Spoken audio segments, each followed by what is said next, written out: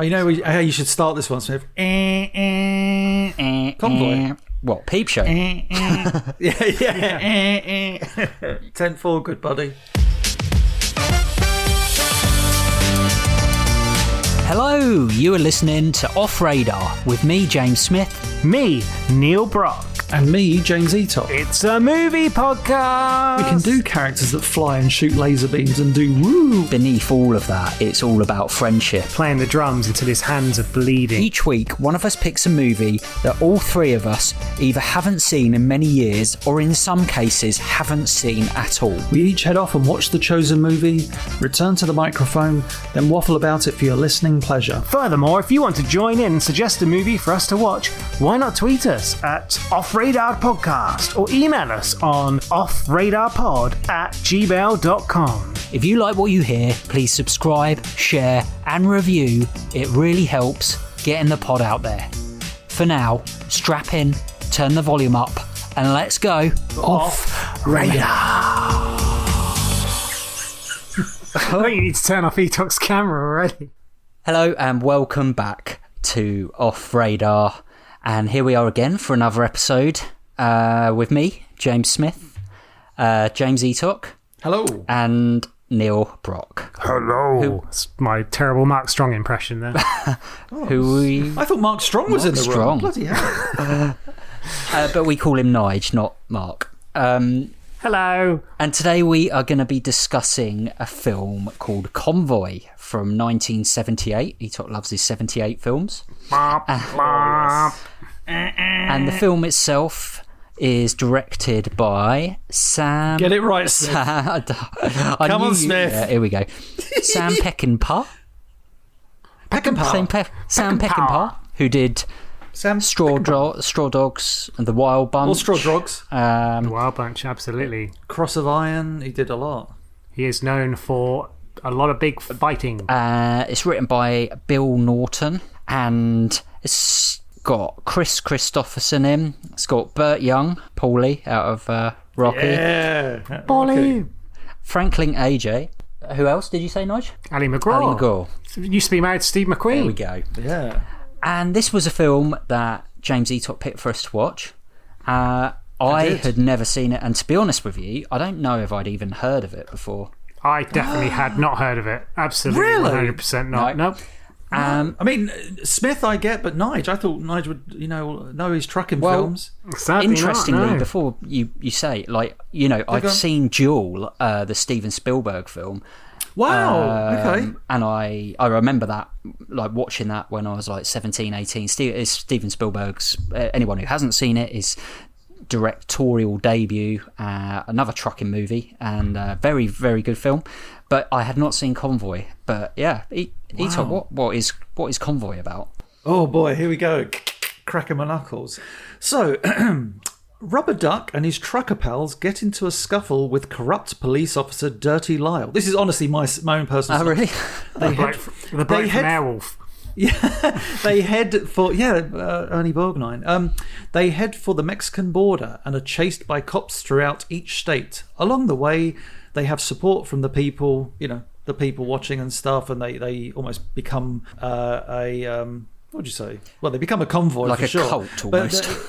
Almost like a cult. There was talks in the original script of him almost being like a Jesus-like cult leader. When you look at Jesus-like cult leader, Jesus figure. When you look at Kris Kristofferson's appearance with the beard and the long hair and stuff, and the beautiful blue eyes, stunningly blue eyes. Yeah. Eventually, they have to rescue fellow trucker Spider Mike from a prison. They eventually head down to the border, and they're about to escape. They're about to cross Mexico, but then the bridge is filled with cops. Actually, to be honest, you could literally play the movie version of the song, because this film was based on a song, and it just retells the entire plot. Looks like we got us a convoy.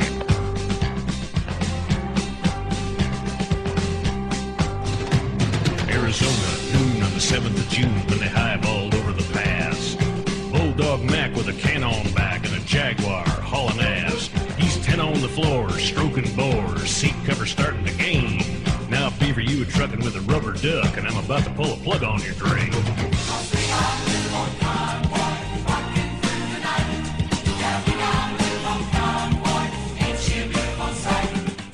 Arizona Noon on the 7th of June. Yeah, exactly. You could literally go through the entire song and go, oh, that's the plot of the movie. So, I'll just quickly start off, because before we get into all the reviews and stuff, I saw this movie when I was a kid. It was my Uncle Dave came around, and, this was the day when VHS tapes were, movies on VHS were rare. We're talking like 1982, 83. And Uncle Dave comes around with Convoy. My parents are like, oh, we'll watch Convoy. And I remember watching it in the afternoon, and my parents stopped me watching it for dinner just as Rubber Duck's, spoiler, truck exploded on the bridge.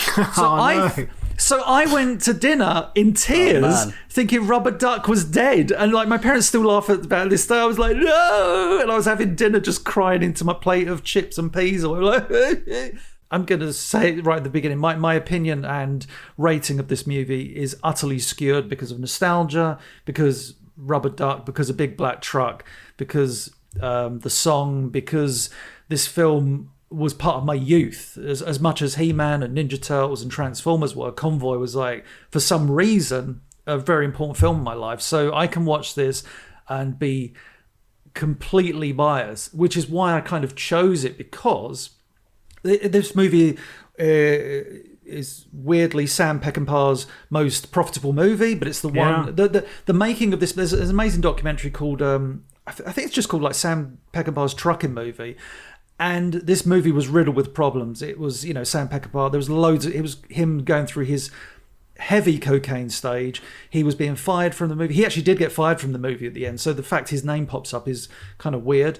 But he got fired from a lot of his films. He had very little creative control of the final cuts of most of his film because he was alcoholic, cocaine, so many problems. But yeah, had some amazing films. He was.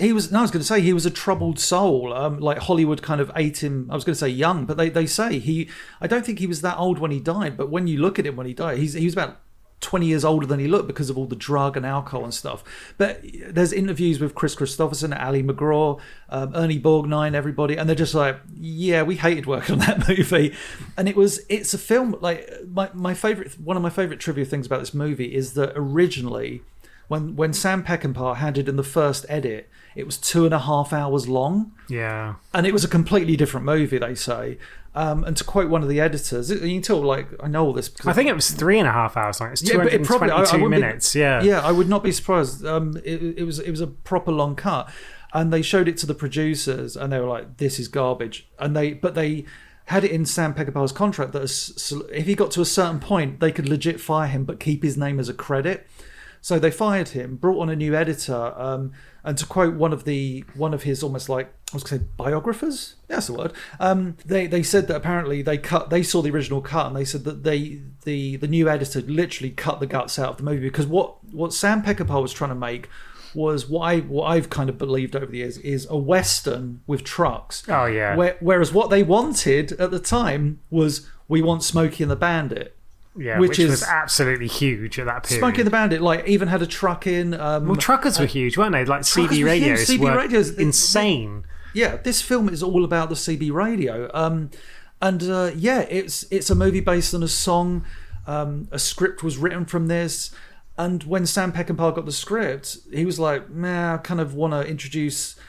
he introduced, I think the political aspect was always there, where kind of politics kind of see Rubber Duck as a figure and think, if we can side with him, we can get votes. It's all very vague. It's so all over the place. Stand up and lean against that counter. I said stand up!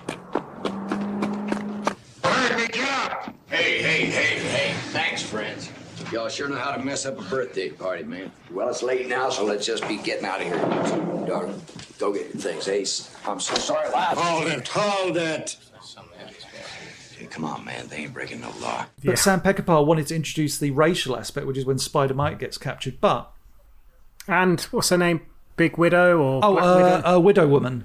Widow Woman, that's it. Yeah. One more fact about this. About a week ago, I was like, let me see if there's any new Convoy stuff online. So I did a search on Google, randomly found a Facebook page all about Convoy, and for the first time in 42 years or whatever since that movie first came out, someone found out that the Japanese Laserdisc has additional scenes. So I went through and I was watching it's crazy. I know it sounds really weird. This is proper geeking out moment for me.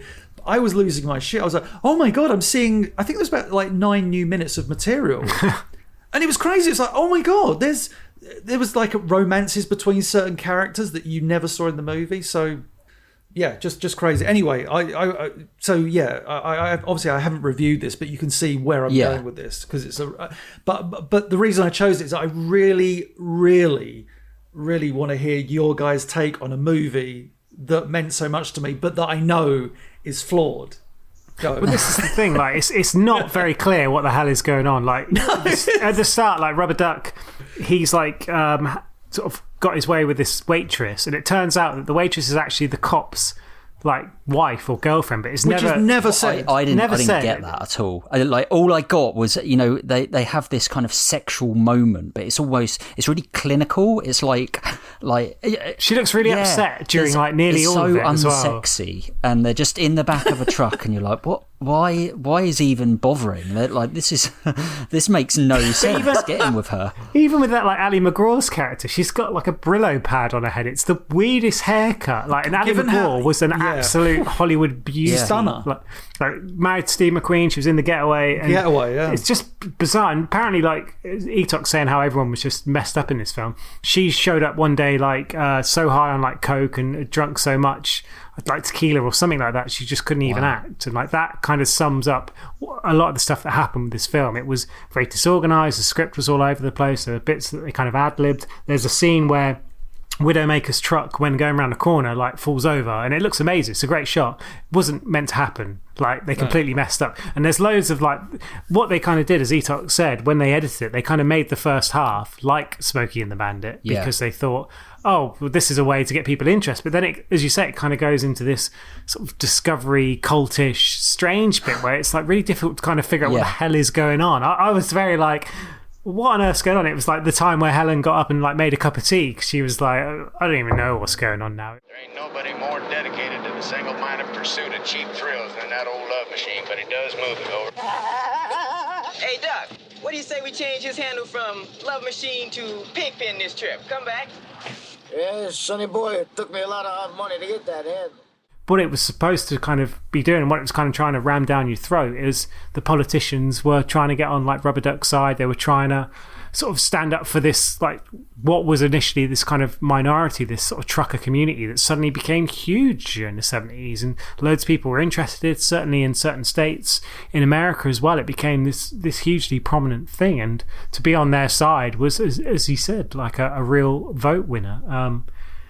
But yeah, it's like, and there's a lot of random stuff in it. Like, there's a minibus with like loads of like hippies on and like a preacher, and it turns out that because the film took so long to make, that halfway through a bunch of the people became like Kris Kristofferson's band, because he had to leave shooting about halfway through to go, because he was a touring musician at the time as well.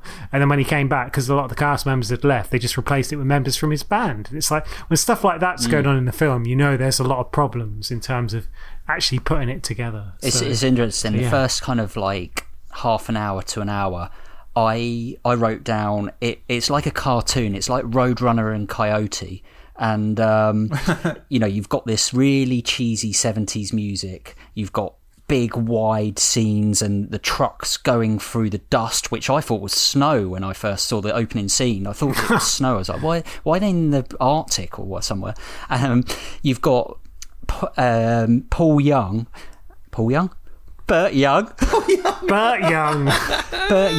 who, I've got to be honest, I couldn't understand a word he said in this film. He kind of mumbled so much. Some of the dialogue, was really bad. Man, I don't care how long it took you, Pigpen. All I know is that the paint is peeling off my cab and my fan don't work, so I'm gonna have to take the rocking chair.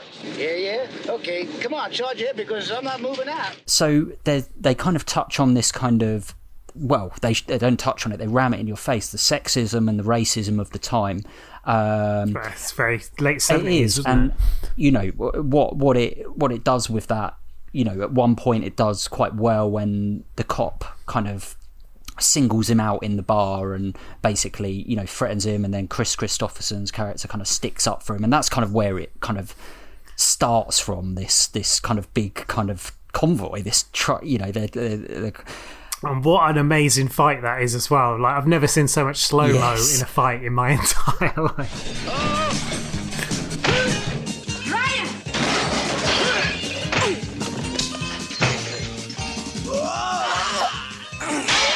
Just reminded me of like when I was in school, like primary school, and you'd have like fights and like slow motion falling over. It did. Like, it looked like people were just like acting slow mo. That's one of the things I wrote down, and I actually had to like look at it and just double check to see if they were just. Well, I think the bit that always gets me about the fights is the guy going backwards, arse over tit, on the pool table. And it's like, I think I could have probably done that to myself, to be honest, just roll backwards, but they make it look like a really major stunt.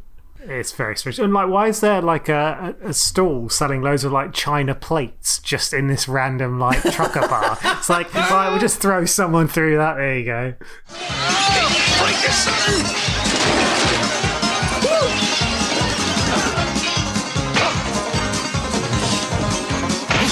Seen the Wild Bunch, right? Because that was Sam Peckinpah's directing style, was that the Wild Bunch has got the most amazing final shoot out of any film. It's like, at the time, it was so good as well. Yeah, brutal.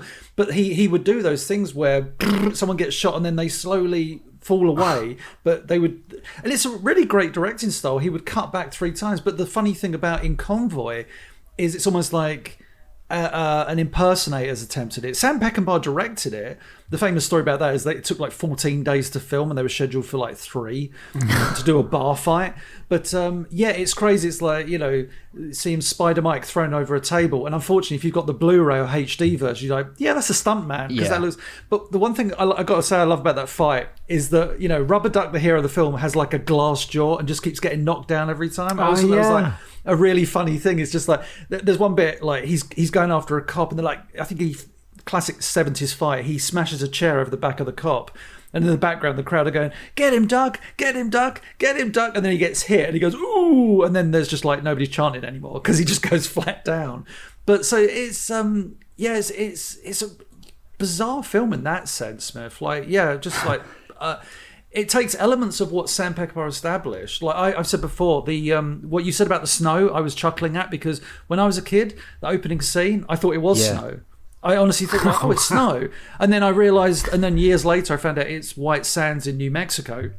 But I know it sounds crazy because it's just a truck driving through the desert, but that opening scene is still one of my favourite openings of a movie, because it creates, before the song starts, those opening shots of just the lone desert and the truck coming over the hills slowly, with the music and the timing. I just think it's so incredible, and you get that ripple effect of the heat. It's a beautifully artistic opening, and it's so Sam Peckinpah, which is why it's so weird when the movie kind of becomes something completely different, and you don't get those elements of wonderment anymore.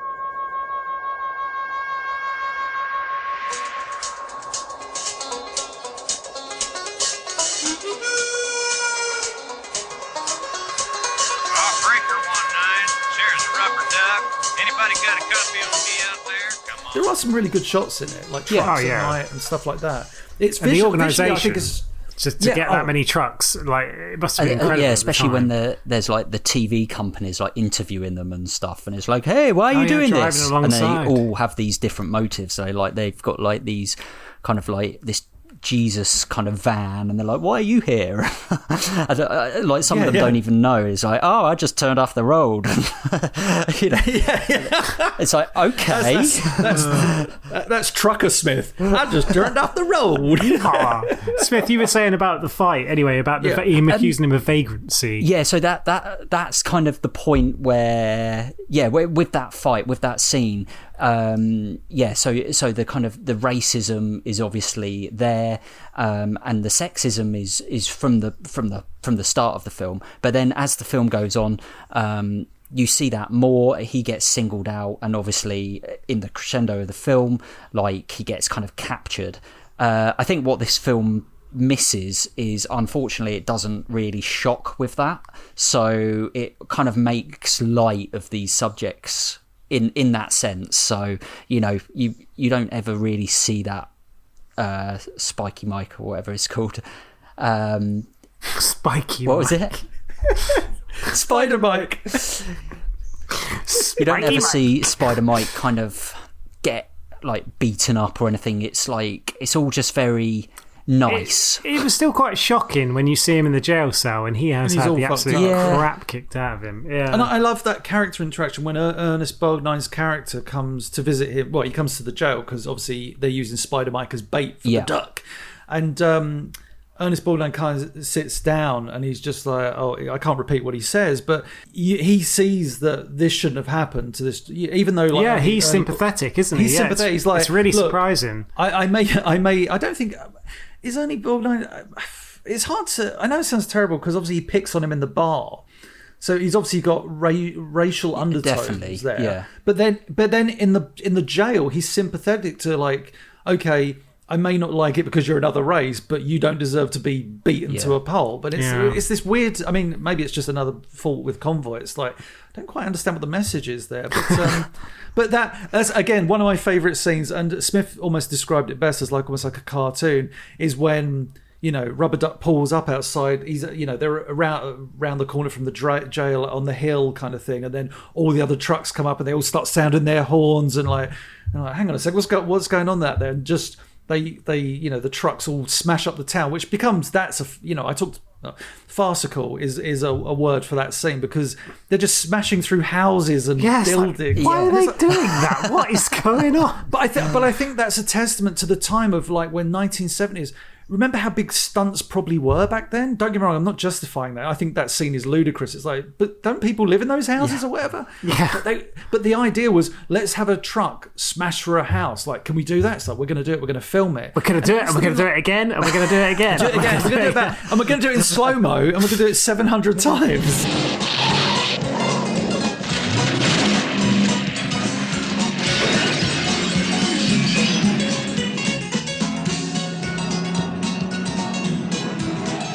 But it's like the big posse coming at the end of the film, isn't it? With the trucks, it's exactly like you say, that kind of western, the final standoff. Yeah. That's always what. Yeah, it reminds me of that. But this is why I'd be. I've said before, like maybe wrongly, I absolutely adore and love this movie, but I would love to see this, legendary longer cut of the movie to see how different it is. Yeah. Because I know we shouldn't be on here talking about alternate cuts and alternate scenes and deleted scenes, but unlike Superman, where there's about 5 million. We all watched a different version.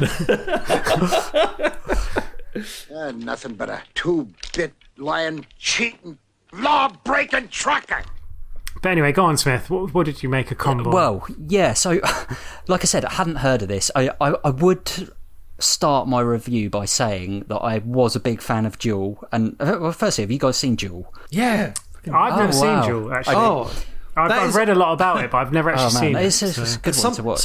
Somehow it's a psychological thriller involving a car and a truck. Yeah. But it's incredible. So I kind of went in almost expecting that. So so when it kind of started and the music. So when it was better than Jewel, yeah. I think I found it funny at times, but for me, the fact that it just became too ridiculous. There was no shock. The characters were cartoonesque. It was one of these films that it's very dated. There's no subtlety to any of it. Whereas with something like Jewel, it's very subtle. It's psychological, and I feel I know they're very different, but I feel like this could have had some of those kind of elements. With the racial tension, with the sexism,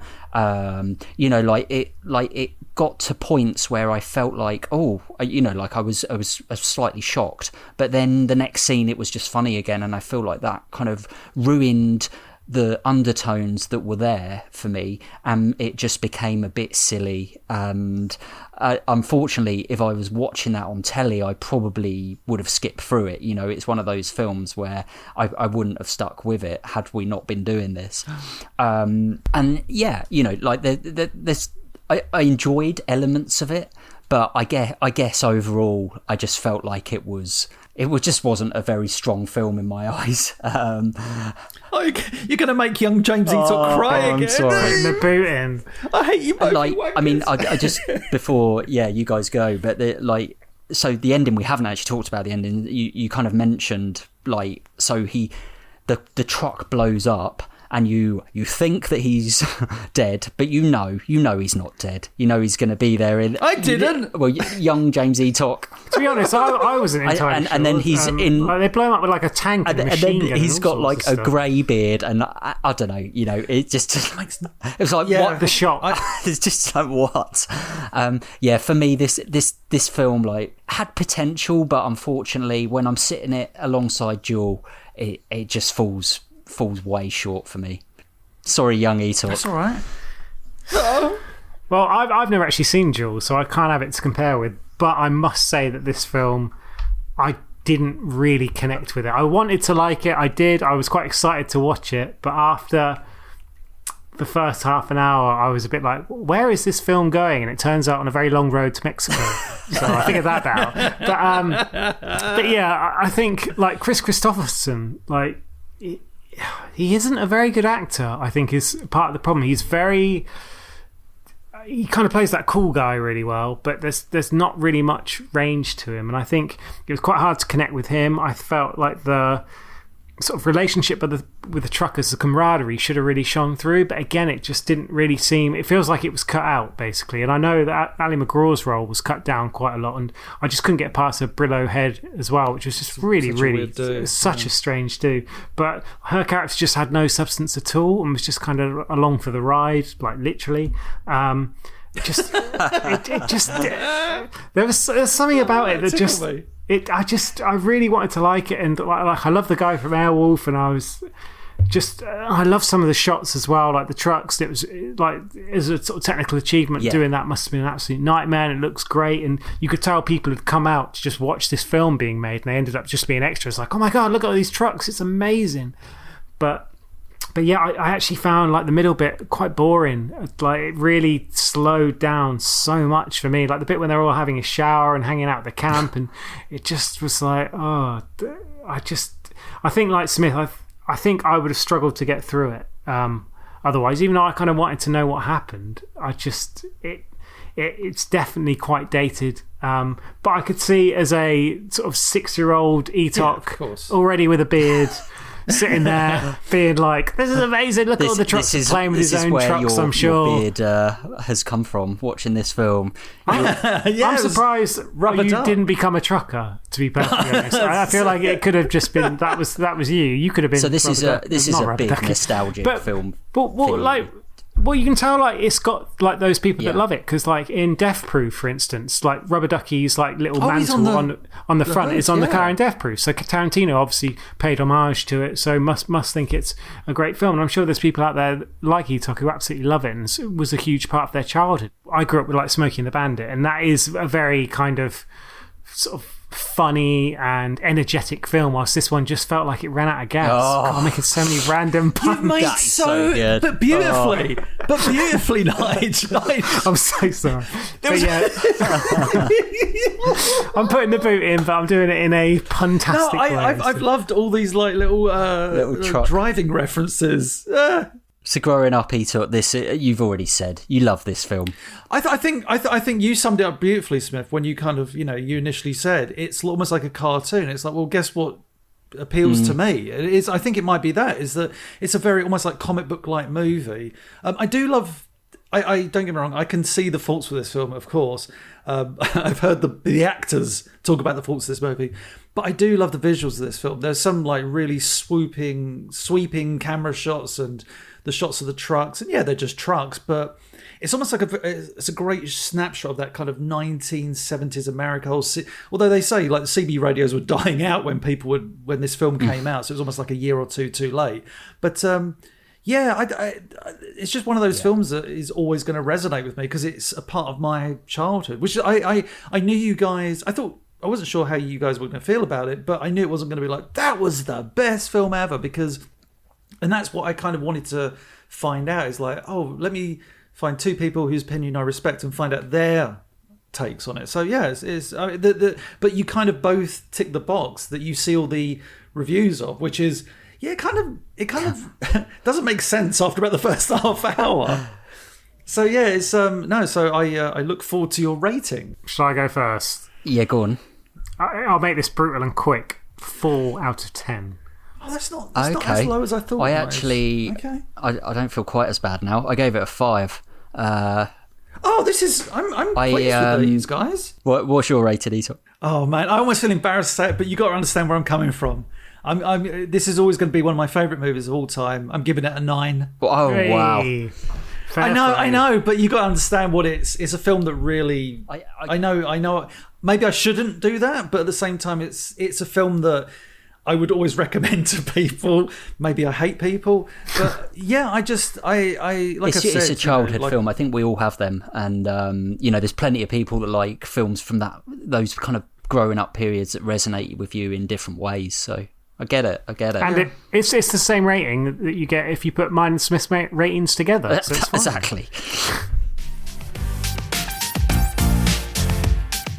Well, look, guys, I hope you enjoyed that episode. And if you want to get in touch, why don't you email us on offradarpod@gmail.com. You can tweet us at offradarpodcast, or you can follow us on Facebook at offradarpod. And let us know what you think about that film or any of the films we've reviewed so far. Also, just do us a favour and please share and subscribe and review this episode. It really does help getting the pod out there. And we really appreciate you listening to our voices. Okay, next week we will be discussing Happy Gilmore. That's right, it's that 90s film with Adam Sandler. So go away, watch that again if you want to, and we'll speak to you next time on Off Radar.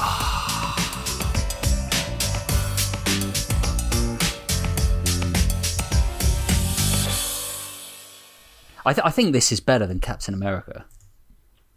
Yeah, Smith, that should be the end of this episode.